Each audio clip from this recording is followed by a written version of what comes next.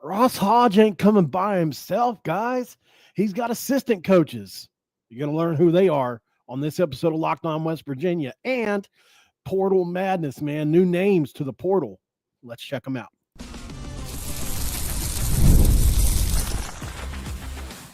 You are Locked On West Virginia, your daily podcast on the West Virginia Mountaineers, part of the Locked On Podcast Network, your team every day. What is up, guys? Welcome back in. My name is Mountaineer Paul. I am your host. Welcome to Locked On West Virginia. We talking basketball instead of foosball today, just for today. Just for today. A motto to live by. Brought to you by FanDuel. Guys, today's episode is going to be brought to you by FanDuel. Right now, new customers can get $200 in bonus bets, but that's if you win that first $5 bet. Head over to FanDuel.com to get started. And thanks for making Locked On West Virginia your first listen, or your second or third, or whenever we're listening to us, we're happy. And from being a part of the Locked On Podcast Network, where we talk about your team every single day, I can already see a bunch of my everyday listeners already in here. Thank you guys for joining. Thank you, Raven, for being in here to moderate. Appreciate that very much. Listen, guys, so I've been holding off on this video for a couple days, waiting to see if any extra information would come out. So here's how we're going to approach this one. On this episode, by the way, we're going to meet the, in parentheses, likely assistant coaches. Any one of these guys could change. They could get a better job opportunity. They could stay at North Texas, which is unlikely. Chester Frazier could bump one of these guys out. Other staff that we don't know about could bump any of these guys out. But as it stands, this staff has pretty much been together for 2 years, and they've done a really good job. They know each other, and maybe they want to take on this opportunity together and move up, right? So that's how we're going to approach this. We're going to go over the credentials and listen. There's some really good coaches on this staff. They may not be what I would consider well known yet, but man, they've got guys with head coaching experience, at least 2, I think, and have won a lot of games. So they definitely have a lot of experience coaching basketball at the Division I level, and now some at the JUCO level. And look, some of the best coaches in America got their start there. Chris Beard, and he's the obvious one. Lots of coaches started JUCO because it's a great fit for what today is, because in JUCO, your roster is gone every year because they get plucked Division I wants them, right?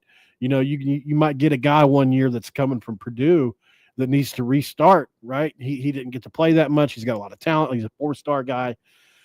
You plug him into your JUCO roster, and he has an incredible year. Maybe he gets you, to the playoff or to the championship or whatever, leads you there. And then the next year, right, West Virginia comes and gets him.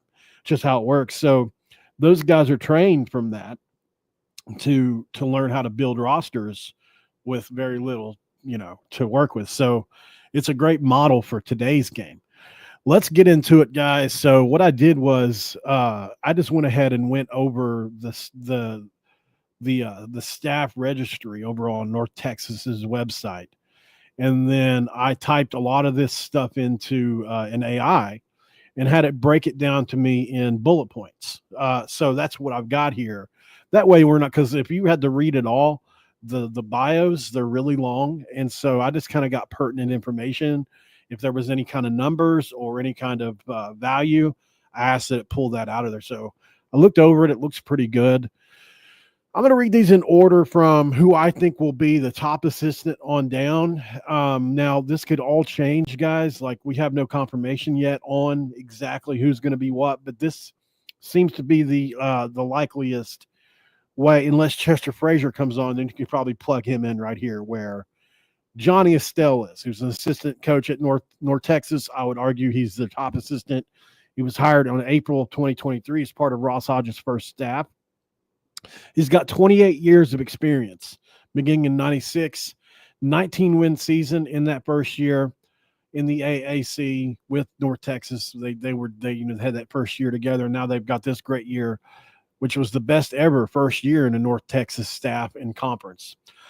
Jason Edwards, he mentored Jason Edwards, guys, who we all know is in the portal right now, to a first-team all-conference 650 points.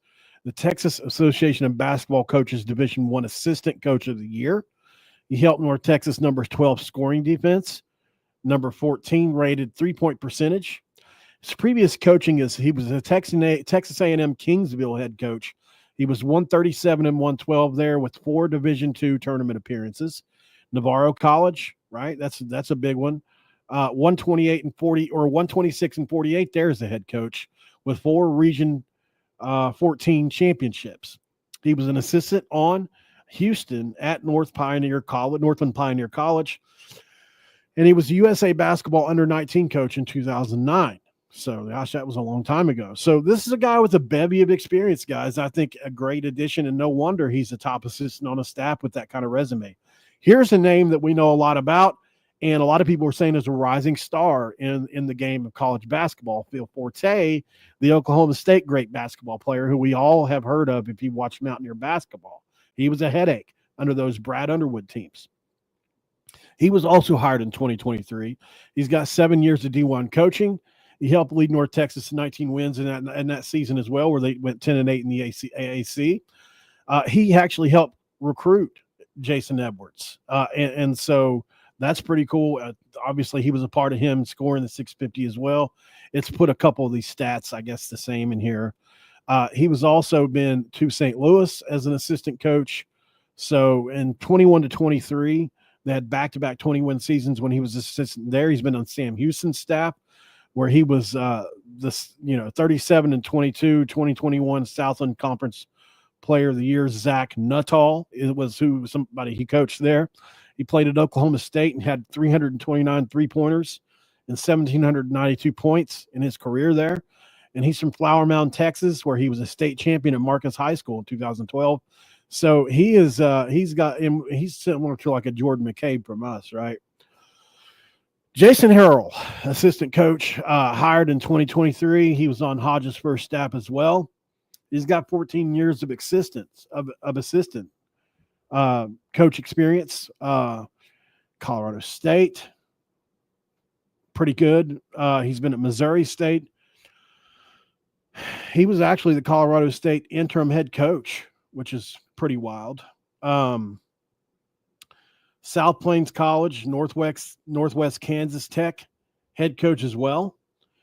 And he coached Gian Clavel, who is a Dallas Maverick guard. Gian, I don't even know how to say that word, honestly.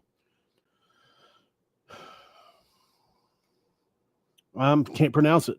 Andre Shaw, on-court assistant coach, director of basketball operations, is another interesting one. There's a lot of coaching experience on this staff, guys, to be honest, more than I thought as we look through this. And I had looked over it, but haven't really dove deep into it just yet. So this looks like Shaw has 11 years of experience, 75 and 26 since he's been in North Texas is the record.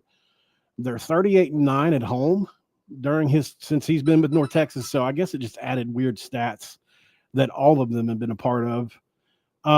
Head coach for the Bleed Green in North Texas is TBT team. Oh, okay. So he was their TBT coach as well.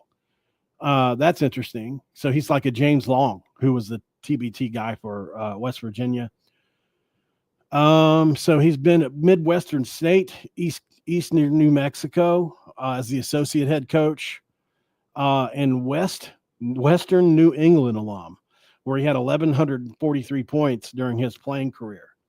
I'm fighting off a panic attack, guys. Just stick with me. If you couldn't tell, I'm fighting through that.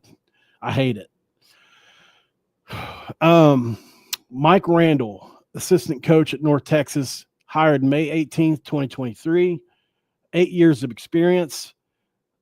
He's also been at Southeastern Louisiana as an assistant coach, Indian River State College head coach, 28-5 record, conference champions, Kilgore College, National JUCO Collegiate Athletic Association national tournament, and played at Eastern New Mexico, which is an that's a JUCO. It's interesting. So they were the champions when he was there. Lastly, you've got Sean McClurg, director of scouting, video, and analytics. Excuse me. He's got a lot of analytics backgrounds here. He's got video and analytics experience at multiple places. Queens University, New Mexico State, where they were made tournament appearances in 19 and 22. They had 25 wins at one time. Louisiana Tech graduate assistant in 2017 and 18. He's been to the dreaded Virginia Tech as a student manager from 13 to 17 and was a big part of one of the Hokies turnaround seasons, it says here. And he holds a bachelor's in computational modeling and data analytics from Virginia Tech. So he is a Virginia Tech grad. Very interesting. So there's a bevy of experience on that staff. I think it's a good staff. It's a solid staff. I think it's one that Coach Hodge is very, very comfortable with. So that's important. They have continuity because they've been together for a couple of years. And I think, unless you're putting Chester Frazier on this staff or, some other big name guy that's going to supersede their continuity, then I think keeping them together is a pretty good thing. You see what they're doing right now at North Texas. You can argue they were a borderline tournament team. Certainly they're playing extremely well and have beaten Big 12 teams in this tournament they're playing in the NIT. So I think it's good, man. I certainly think there's a lot to like with the staff. There isn't, a ton of household names on there, but there's a lot of coaching experience, a lot of head coaching experience. 3 different guys with head coaching experience on this roster. That's pretty good look, I think people think that good coaches only come from Power 4 rosters. And while that's the case, a lot of times there's nepotism. Sometimes it's who you know and it's your buddy, right? Like, just for example, Hugs kept those same guys on that staff for how long? Could you have argued that some newer blood needed to go on that staff? Josh Eilert was there for 17 years. These staffs don't turn over very much. Not a lot of times they don't need to either. So there's not a lot of upward mobility at the Power 4 level, and a lot of it does happen at the lower levels because there's down and upward movement, right? So I think that you get good coaches on those staffs, and I think we saw it happen with DeVries. He brought mostly all his guys from Drake in last year, and they did a great job. So no reason to think they wouldn't do a little bit better. Let's go to break, and we'll talk about something I'm really excited about. West Virginia has offered some new guys in the portal, and I spent a couple hours researching them, watched some game film, watched some highlights. There's some fun guys on here. None of these guys are going to win the portal award or anything like that. They're good players. Don't get me wrong. They're, probably a couple of them are probably top 20 or 30 guys in the portal, but they're not going to make that top 10 list, right? Like, these are guys on the outside of that, but very good players that I think mostly. Let's talk about them next. Be right back. And this episode of Locked On West Virginia going to be brought to you by FanDuel. March Madness, we know it's always going to be. It's going to get here. It got here this year. FanDuel is giving you the chance to get in on the action like never before. Right now, new customers can get $200 in bonus bets when that first $5 bet wins. That's if you win. That $200 extra bucks can be used on everything from buzzer beaters to Cinderella stories and even betting on who's cutting down the nets, West Virginia. Well, not this year, but next year we should bet on it. Stay in the action with tournament games happening almost every day, because there's always something exciting to bet on, especially if you put money on it. It's like it draws you in. Now I'm bought in, literally. Go visit FanDuel.com and get in on the college hoops action and do it all tournament long.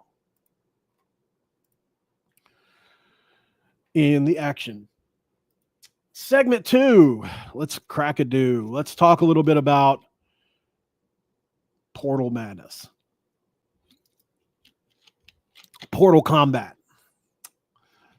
Let's go Hodge wild in the portal. Let's Let's get a Hodge on. You want to get a Hodge on for the portal? I don't know if that's a reach or not. All right. So, by what I've been able to find, and I've done quite a bit of research on this today, Sunday, not much to do. I could personally see 5 players overall that West Virginia has reached out to in the transfer portal. 2 we talked about yesterday in Terrence Brown from Fairleigh Dickinson and Terrence Ginyard from Tennessee Martin. And both of those guys are high volume scorers, do it a little differently, but similar players. Not great shooting players, but very good at getting into the paint, good defenders, that kind of thing. These other 3 guys are a mix of a few different kinds of players.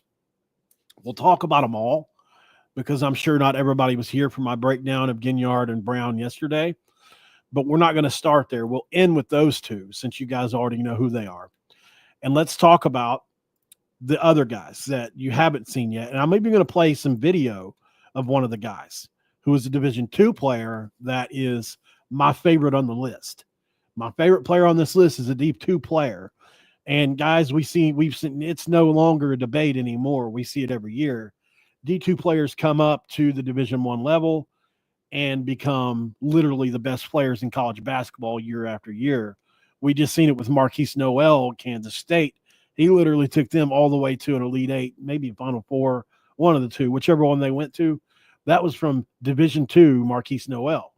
So guys like that come up now with regularity because there's so much of a microscope on the portal that even that all the Division II players that are any good are getting brought up. So I'm sure that hurts the JUCOs. But anyway, so let's start with probably my second favorite player on this list. And this is a guy that we would have killed to have this year.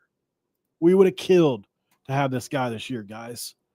Harlan Obioa, North Carolina, Wilmington, forward. He spent 2 seasons at Niagara where he averaged 10 points and 7 rebounds and 1.5 assists a game and 26 minutes per game. Then he went to UNC Wilmington. He's been in the starting lineup in all conference season, especially almost 11 points a game, 7 rebounds per game, shooting 65% from the field, and has 1 year of eligibility remaining. Here's what I've got written down here. Good athlete, above average finisher, lots of upside. I didn't realize that he only had 1 year left when I wrote that. He's terrific, which I have underlined on the boards, and he is a great offensive rebounder. He gets elite paint depth and position while posting up. So something he does really well is a lot of times in transition, what a big man is taught to do is go find a body. Like when when the ball goes up, what do they teach you in basketball? They teach you to go find a body and box out, right? Or if you're Coach Hugs, get inside and opposite. Find somebody, get inside of them and opposite of where the ball's being shot. That's how you become a good offensive rebounder. Good positioning, get opposite of where the ball's shot. The ball's going to, the odds, the ball's going to bounce opposite of where it's shot from most of the time. So this guy does that, but in a posting up way. He gets really deep paint depth. And what that means is, have you ever seen a guy that's literally underneath the rim? He's got a guy sealed off, and he gets that ball, and he just puts it up. That's this guy. That's what he does really, really good. He's, I would say, close to elite at it, at least at that level, at getting paint depth and positioning. And then once he gets it, he's got some post moves. He really does. He's very fluid, a very good athlete. And I think if he was featured more, I think he would score more. It's not necessary. I think he could do what he did down there at the Power 4 level, 10 points a game. I really do think he could do that. He's a better post guy than sorry, I almost said Toby O'Connie. Amani Hansberry, because Amani's more of a stretch guy, right? So I really like his game, and I think he's if West Virginia's able to get him, would be a great pickup and for the cheap too. I don't imagine he would be just this huge amount of money for him. So my personal belief there. So he's a good one. So let's go to the number 2 guy, Troy guard, Tayton Connerway. This is a guy who's been everywhere, man. He's been around, right? He started at Grayson College, then he went to Ranger College. He was the Texas Association of Basketball Coaches Men's Player of the Year in JUCO. He was the NGCAA Division I basketball All-American first team, averaging 15.7 a game, 48% shooting with 34% from three. And he spent the last 2 years at Troy there in Alabama, where he averaged 11.8 in his first year, before he went back up to 14 in his second. He had 4 assists, pretty much 5. He had 4.8 assists per game and 4.6 rebounds per game. Just 1 or 2 more per game, on a couple of different games in here, 5 for those. He also shot 47% from the field and only 27% from three. So that's a big dip from 34 to 27. So you would imagine he would get closer to that 34 if he, would hope. Who knows why that is? It could have been he was, they did like they did Javon Small, how he became a focal point of defenses. So this guy here is interesting. His shot gets a lot of arc on it, but it's not one of those. It's very similar to Jonathan Powell's shot. It looks really pretty, but it doesn't look good hitting the rim. It just doesn't. I don't know. It's not like when Eric Stevenson shot a ball. Like, it's like, I'm surprised that missed. Like, with for whatever reason, I don't know what it is, if it's a release or the trajectory or what, but they just don't look like they're going to go in all the time. So that was my thoughts on. I don't know how better to say that. Some guys just have a way the ball hits the rim in a way that it just isn't as smooth. Some guys they'll have so much velocity on the ball as they shoot it, it'll literally almost rip the net, right? Well, this isn't this guy. It's like it rattles around, and I don't know how else better to explain it. It's kind of ugly. So, but it's a pretty looking shot. It's just the ball trajectory and way it plays on the rim is kind of funny to me. You can watch it yourself. You'll see what I'm talking about. Let's go for a quick break, just 6 seconds. And on the other side, we'll talk about these other transfers, guys. Stick around. This is Locked On West Virginia. We'll be right back.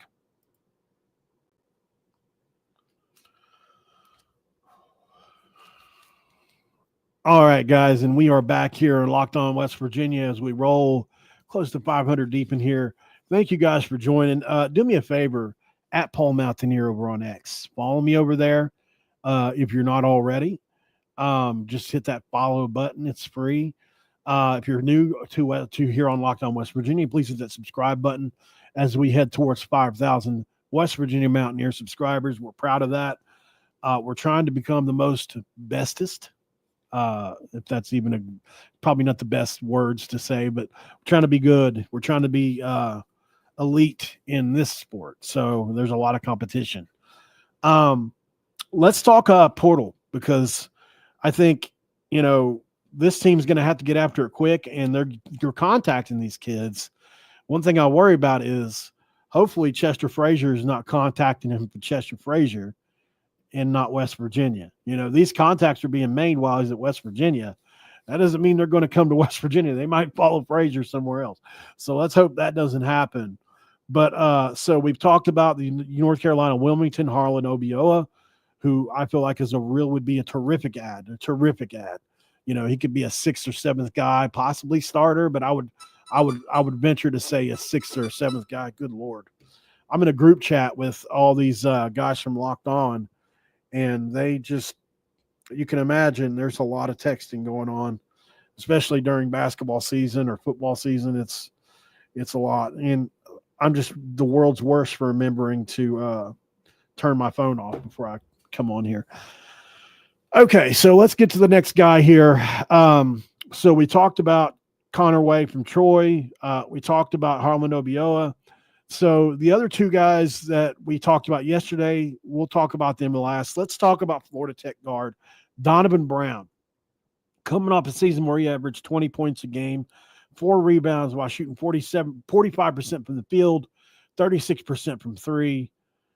And look, he's been at community college where he led his team in scoring. But this is a little bit different level, the D2 level. This guy 1,000% will translate to D1. Now, you can't guarantee anybody will be good, but I'm going to show you some highlights because these are not on YouTube, and I just want you guys to see how freaking good this kid is. Really good. Whoever. I mean, obviously, in today's day and age, it's not a shock when somebody finds somebody on online, but this kid here, truly, guys, very talented. So we're gonna watch some highlights here, just a couple seconds, so you can get a feel for the type of athlete that he is, the kind of shooter. And he's listen, I'm not lying. He has the same exact shot that I had, which is almost a one-armed shot. You'll see what I'm talking about. It's a little bit slow developing at times, but he can get it off quick too. So here we go, guys. Donovan Brown, Florida Tech, I think will be an absolute gem of a pickup for West Virginia.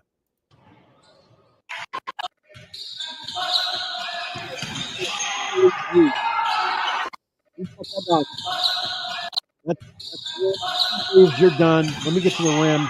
Finish over two bigs. Let me turn this down just a little bit.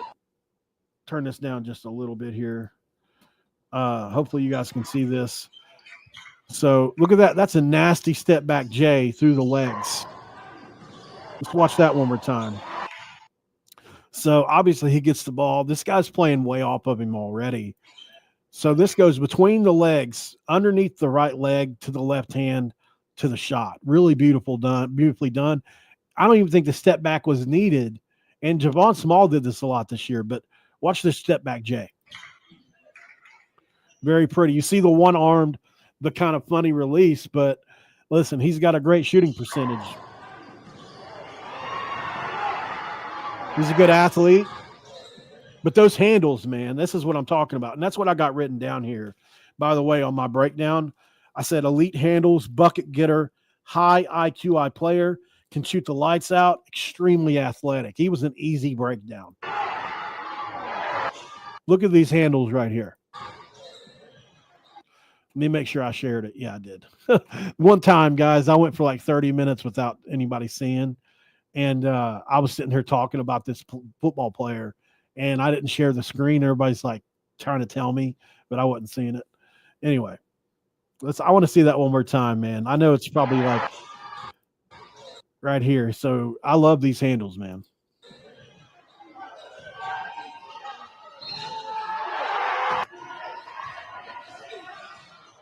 Very strong with the ball, which you got to be in the Big 12.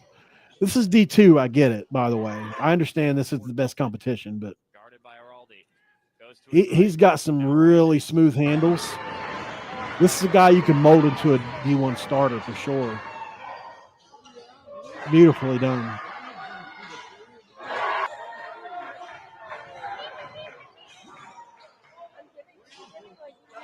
So that's about as much as I want to play. But so obviously he's my favorite on the list, which is why I saved him until last. And I think that, you know, he would be a really good pickup for West Virginia if we can get him. Obviously, kid's a bucket getter, man. Elite handles, high IQ player, which you didn't even see his assist breakdown, but he's got some assists in his game where he is very creative with how he gets people the ball. He really reminds me of Javon Small a little bit, maybe it's recency bias just thinking about Javon, but as you can see, that guy's got some similar handles to Javon. And he's also got nowhere near the same kind of looking shot, but like they both can shoot it. And Javon's definitely a better athlete at the rim, but that guy's got a little hang time to him, a little body control. And he's a good finisher. So I think he would be a great pickup, a guy that can run offense. You could probably play him off the ball, whatever you want to do there. But I think he'd be a great pickup, guys. And hopefully we get him. Would love to see a couple other guys come in. Obviously, they got the Lorient kid over at North Texas, who I also think would be a great pickup for us. There are names out there. And listen, a whole bunch of guys really haven't come off the board just yet. By the way, Raven shared the Discord link in the chat. Thank you to Raven for that. Guys, if you want to come over to a cool community where we talk about things, click that Discord link. It's a lot of, I'll share intel in there from time to time, things that I'm hearing. And one thing you'll get out of me is I'm not gonna lie to you. I'll get in there. I'm always going to tell the truth. Or if I make a mistake, I'll own up to it. But 99% of the time, like I'm gonna come and look, I drop news in there usually, unless it's something I got to go live with right away. I drop news in there usually before before it becomes public. Now I'm not, and I like to say this. I'm not trying to be Casazza. I'm not trying to be Anderson, or I'm not trying to be Keenan or Vernon over at Rivals. I'm not trying to be Brad at Voice of Morgantown. I'm trying to be myself. I have my own sources that I've worked really hard for. I've got my own intel that I work really hard for, and I just do it the old-fashioned way. Even you could do it. You just have to put the legwork in. So like I think I've told this story before, but the way I got my very first what I consider source is, so it was over the transfer portal. What I was doing was I was getting these lists. I was going to the library and I was printing out a list of all the players that West Virginia had contacted. This was a couple years back when we had a lot of portal movement, and I would figure out how to email to get a hold of their agents. I would figure out how to get a hold of them. And I would say, hey, I'm with Mountaineer Paul Talks Football at the time. And I would say, I'm just trying to do a feature on you, which I was going to. And so that's kind of how I got into it. And so I started getting a lot of these guys telling me silent commits, just things like that. And I started trading that information with people that maybe, not all these reporters, they got a lot on their plate. They don't always have time to track down each and every single where everybody's going. So I started telling guys like, hey, I know where this guy's going. Hey, I know where that guy's going. And I would trade that information, right? And, or just for trust. Sometimes I would just give it up. And like, if I come to you for a month and I'm telling you, guy, every week, eventually you're going to start to trust me some. And that's, I pounded the shit out of the pavement, guys, just like that, to try to get in with people. And now I have, and I won't give it up for nothing, So when I say I try to work hard at this, like I really do. I want you guys to look at me just because I'm an overweight guy. I talk about drinking Mountain Dew and all that kind of stuff. But when it comes to this craft here, I work really hard at it. I record here 7 days a week. I try to do multiple streams a day if I can. Right now during the off season, obviously not really possible. But I mean, up until the last 2 or 3 days, until this weekend, I was doing 3 a day for a long time. And so if there's something to be covered out there worth covering, and I'm not just going to come on here with nothing, I'm going to work hard for it. I just want your respect, and you got mine always. And, people in this chat will tell you, like, Raven, other people in here that have been here for a long time. And like Jacob Yoho's been here for years. John's been here for years. Like, there's people in here that's been here for a long time. Bester has been in here for a very long time. I didn't even realize he was in here today. Like, there are people in here to tell you, like, I'll help you too. Like, if you need me or whatever, just holler at me, man. And if you got me over on X, holler at me over there. I'll do what I can for you. Can't always give away information, but can definitely have a conversation, right? So just try to be approachable. All right, guys. Eric, Eric's been here a while. It's hard to remember everybody. So there's Curtis. He's been here forever too, man. So it's, you can't, if I have to name everybody, I'm always going to leave somebody out. But thanks for joining, guys. This has been fun. This is a weekend one. Oh, there's Dylan. Hey, Dylan too. Yeah, Dylan's been here too. I didn't even know he was in here, to be honest. I appreciate you guys for joining a little weekend stream, having fun.